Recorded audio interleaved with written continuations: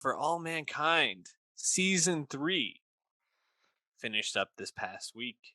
And, For All Mankind is a show that I thought had a really like intriguing first season. I thought really hit its stride in the second season and then took a big jump, right? It took a huge jump into the 90s, in my opinion. I guess going from like the late 60s, 70s into 80s, also a large time jump. Um, I was like really interested to see what they were going to do. And we talked about how the show has a lot of moving parts. It kind of sets the tone that like everything matters, everything's important, everybody kind of gets equal time. And I really think that actually detracted from this season Hmm. being better. But I still, when this show is humming, it really hums, and it's really fascinating. And I love being with all of the like political aspects of the show, the like how like future might change, and like the Right. exploration aspect of it. I think is really great. So there's still some wonderful parts, but some things holding it back, in my opinion. What do you think of season 3? Yeah, I think that's right. When you have such a big ensemble, you have so many side plots and various storylines because all these characters are all over the world, all over the the galaxy. It's inevitable that they will be split up and have different things going on. Um, I thought they did a pretty smart job with connecting stuff as best they could with the introduction of Helios, with the introduction of private space exploration akin to Yes. SpaceX and Blue Origin, Elon and Bezos, of course. I thought that was a good job because it was a great use of Sharon, bringing her, I think, into a much more, sorry, Karen Baldwin, bringing her into a much more interesting uh, more having more agency in her character for that kind of arc.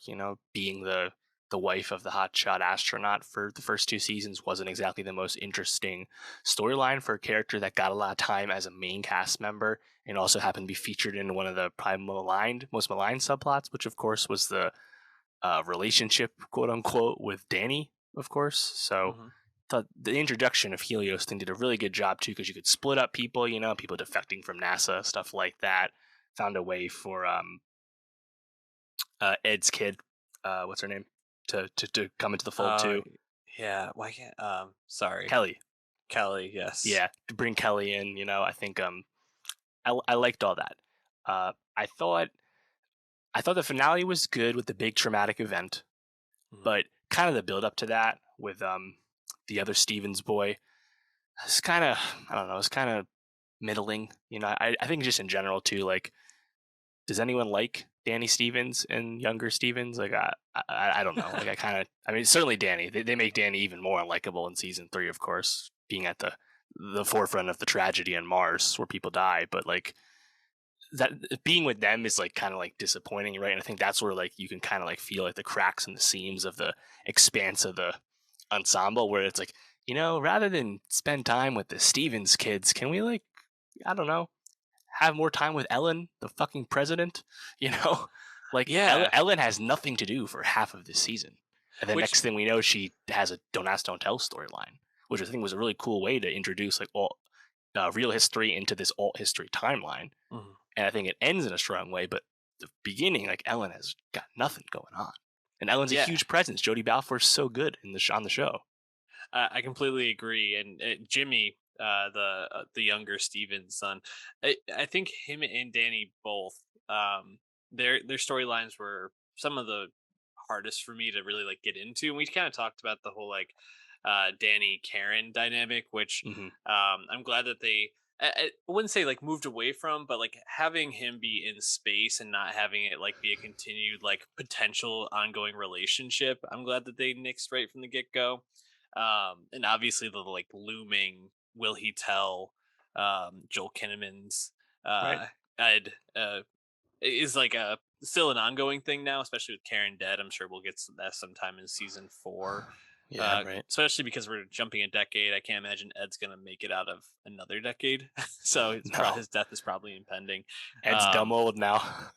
He, so old. he's like John Glenn went into space in his late 70s, so I think that's what we're going for here. I also saw the showrunners It's kind of true. tongue in cheekly note that there's less gravity on Mars, so perhaps there's some Uh, cause of some scientific maybe slowing of aging that we of course don't know nothing about in real life on Mars. Who knows? wow. But Oh wow, I didn't even think about that. the showrunners are at least cognizant of the fact that by jumping forward in time, they're aging their characters rapidly. So I think that's what's also kind of cool about For All Mankind is they introduced a like kind of newer class, a next generation on this show through season 2 and 3. When you have Kelly and Danny and Aleda, it's like there's a new crop coming in. So that being said, Joel Kinnaman is the most famous person on the show and your ostensible star. It'll be interesting to see how they handle him moving forward. We are renewed for season 4. It's going into production later this month, but you had thought they had set this up. Oh, there's like the heroic death for Ed because there's really not much more for Ed to do anyway. He's aging. Like that would actually be a pretty poetic way for him to go, saving his daughter's life, saving his unborn grandchild's life as well. And they fake you out. He Hmm. lives and And and, uh, Karen dies. and Karen dies. It's like wow, hats off to that. Didn't see that one coming. I didn't see it coming either, but man, that guy's indestructible. Like Oh, he's a beast. he's been through so many traumatic things. He had like a huge hole in his stomach for like a major part of the end of the Oh right, season, I forgot. uh, which I thought was like infuriating, and I was really glad to see his response to Danny. I was afraid that when Me too. Danny came Let him off clean the to hook. him, yeah, that Yeah, he was just gonna be like, "It's okay, son." Like the fact that he just like stood up to him like that, I thought was like yeah. fantastic, And now he's especially after. banished to the Yeah, Korean probe, Korean shuttle. That's crazy. I did Eh, not see that coming at all. I know. And we of course have Chekhov's gun buried in the Mars dirt. And Danny was already unstable as it was. Surely he will lose his mind on Mars in isolation, right? So that definitely presents interesting possibilities because the rest of Happy Valley are stranded there for an extra cycle. So Hmm. that's cool. Yeah, definitely. I think interesting. What did you think about the North Korean aspect of it all? Yeah, I thought that was a cool kind of surprise, unexpected. They really set you up with a bit of shock, right? When Hmm. Danielle and the head Russian see the footprints, like what the fuck's going on? And Yeah. it's a nice callback to the first episode of season 3, where like the debris from North Korean space Hmm. flight is what causes the Polaris, I think it was called, hotel to nearly kill everyone in the Yep. first episode. But it is kind of funny to see that this elevated, increased, sustained space race between the Soviets, between Soviets and U.S. to actually have the North Koreans be the Yeah. first ones on Mars is actually just hilarious.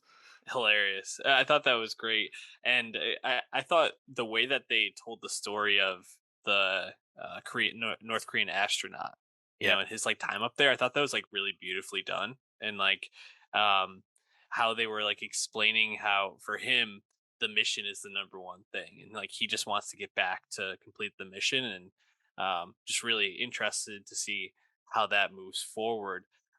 You mentioned the space race, and I thought one of the strongest parts of the whole season was the space race between NASA, Russia, and Helios. Helios. Sorry, I was going to say Polaris. Helios Aerospace. Really loved seeing Eddie Gathegi as Dev. I thought he was wonderful in the season. His Hmm. like presence in the show as like this like Right.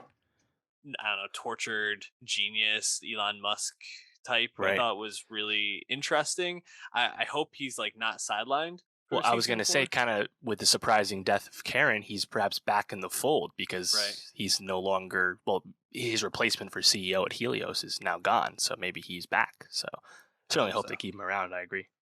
And I really loved not only like the space race aspect, which really propelled the like I don't know, first half of the season. But then when they all have to come together because of the numerous things that go wrong, I thought that was a Mm. great way to like pull everyone back together, and really enjoyed that. You mentioned before though the political aspect of this and like the don't ask, don't tell. How did you feel like that was handled in terms of like the introduction of like the first openly gay president? Yeah, no, it's kind of interesting, right? Because like they set a lot of it up where it's like almost a Nixon tapes, not Watergate, but like the Nixon records himself. He's going to get Mhm. exposed, incriminated, with the tapes in the Oval Office. I was like, huh, they're going to position Ellen as Nixon. Very interesting, right? And in general, a lot of untapped potential as her being a Republican president, the leader of the Republican Party, while being a closeted lesbian. Mhm. I was like, wow, there's a lot of potential there. And even though this is an alternate timeline, the cultural sensibilities are awfully familiar as we would expect. And I know I would have liked more time with it because I do think a lot of it's super compelling, especially because I think they wisely portray Ellen as feeling like she's betraying her community, the general queer community, by enacting such a legislation, which is to her is a like a settlement, right? And by design is pissing off both sides by not going far enough, or not you know what I mean, not going far enough for both Mhm. sides, and it's like wow, like that's how would you think about that if you were the one who had to make that decision when you in fact are gay? It's like there's a lot of meat in that bone, and they don't really spend a lot of time with Ellen before it gets reversed and Ellen just comes out. I thought it was really cool to see her announce that to save her husband's rep by basically tor- perhaps torpedoing both of them at the same time. Thought that was handled very well. You could probably see it coming. I certainly did, but man, I just wanted more time with I think that kind of like palace intrigue of the White House Mhm. and the internal squabblings of the Republicans and whatnot. Because now, what's up next? Is Ellen still going to be president? Is she going to get primaried? Like, you know, I don't Well, know because Ellen is like, I think a really compelling character. She's not going to leave the show, but I wonder if she might leave public office pretty fast on the show. yeah, I wouldn't be surprised to see her leave office. I actually, with the time jump, think that's going to be one of the first things they talk about. Is just Oh, like if that's she right. Yeah, was reelected or not. we're now in 2003 at the I very think end, so. right with the Margot Um, scene. Yeah, yeah, which we should talk about Margot real quick, but just to stay on Jodie Balfour as President Wilson, I really loved everything that was going on with her, and really seeing her connect with her ex partner and like their conversation. I right. thought was really well done. Um, I I agree. I think there was so much more meat on the political bone, and we spend so much time with fucking Danny and Jimmy, and like I get like they're supposed to be like the avatars for uh how this race into the future has like actual personal impact on people, and like how it Mhm. has like this effect on the average Joe, kind of, so to speak, as Jimmy, I think, especially in that perspective. But man, I would have loved to gotten a little bit more time in the Oval Office, or some political things. We I don't even think we talked to the Democrat in this, which would have been interesting to hear their perspective on like, Right. okay, so this president you've been trying to nix their whole agenda now comes out and actually is more aligned with your party, at least in terms of their personal standing, than you might think. Like, what's the perspective there? So really interesting. Also, just the idea of like this like clean fuel, right? I think is really like Right. Helium-3. yeah, really interesting aspects. That's kind of just like yada yada yada, which I get, but it's I don't know. I would have preferred a little bit more time with that and with Dev. I think in terms of his own personal like successes. Totally. Yeah. Now Margot is off in the Soviet Union, seemingly traded her freedom for Sergei's. That seems to be the implication. Using the bombing at NASA to fake her death. That's all very fascinating. I'd love to Yeah, know the more logistics. I'm sure we'll find out about that over time. Um, and yeah, that bombing itself, kind of a callback to the Oklahoma City bombing of the 90s, which happened around the same time in the timeline of our show here. Of course, killing Sharon, fake killing Margot, and also killing Molly as well, which was also a character kind of at the end of her rope. So kind of made sense for her to kind of go out blends blazing metaphorically. So yeah, I mean, Margot being in the Soviet Union is very compelling too, because the show to this point, through really the last two seasons, never really presented Margot as someone who was like turned as a spy, not like trying to aid and abet like the Soviets, more so that she was kind of a scientist first and was just kind of helping the Soviet program keep up and didn't want them to like die on the launch pad and shit, you know? And Hmm. if she truly was compromised or actually feels like her allegiances changed, that was never communicated. So I really don't think that's what it was. And I really think that she just decided to take one for the team and save Sergei and his family. Yeah, I think so too. Because From they're everything probably we using know, her expertise and yeah, letting, because they don't have Sergei's anymore. I think that's the idea, right? probably has to be. I'm interested to see where they go with that. Just Ren Schmidt getting some good looks, not only for All Mankind, obviously, but Nope a few weeks back as well. Mm, So uh, that's right. Yeah. she seems like a rising star. Some of that maybe we should be keeping our eye on. What else from the season did you like or didn't you like? Um, I did enjoy Aleda kind of going on like Yeah, the hunt to figure out what was going on because she's so smart. She saw that there was clearly some spy game going on. That was really cool. she went Um, full Charlie Day meme with that board. I know. I would have loved more time with that too. Like Hmm. there's just only so much time though with this many characters. So that was good. How'd you feel about Kelly getting pregnant? Because I like Kelly. I thought it was cool that they brought her to space like this. The NASA versus Helios thing. Her and her dad. I love that dynamic. I like the character. I like the performance. But it just felt like awfully contrived that she gets pregnant with this cosmonaut, and on top of that, now it has to be like this life or death thing. I was compelled by it, sure, but it seemed just a little reckless for Kelly, who was not presented in as a reckless character to that point. Yeah, it just fell out of character. She's so focused and so like hardworking and calculated. Like even in the beginning of the season, her dad offers to bring her up on the mission to Mars, and she turns him down to go with NASA. And then like the second she meets this Russian guy, she's like, "All right, well now we're gonna like start just like making love and like having space babies." Like just It's really, I tough. agree. Just was like out of character. Um, I don't know, that was tough, and I think the other like tough part of the season, which I wasn't necessarily writing wise, but more so just like what was actually happening, was seeing like Danny is just like a total shithead to the rest of the Oh yeah, crew, like that incompetent fuck. yeah, and that the way he just totally like abused that one crew member, to get the code to the computer to watch the tapes of Karen and All right, Ed's messages, and then he basically pinned it on him until he came clean to Ed. It was just like really, really like terrible and hard to watch. When he mm, destroys that like mechanical dog, I was like, "Fuck this guy, get him off the show." I was like right, ready to be done with him, man. And then of course, like he actually ends up killing people by just being yeah, incompetent and really tough. yeah. So now hopefully he's gonna be not redeemed, and he's just gonna go off the Right? reservation, and they'll have to like put him down or something. It'd Yeah. probably be satisfying to see that because we don't want to see him redeemed. Fuck this dude. Yeah, tough luck for Kelly though, man. I mean, you got to figure no birth control up there, and they probably didn't bring any condoms due to the weight. So they're probably True. told just to not have sex. Yeah. Probably should have just said that for sure.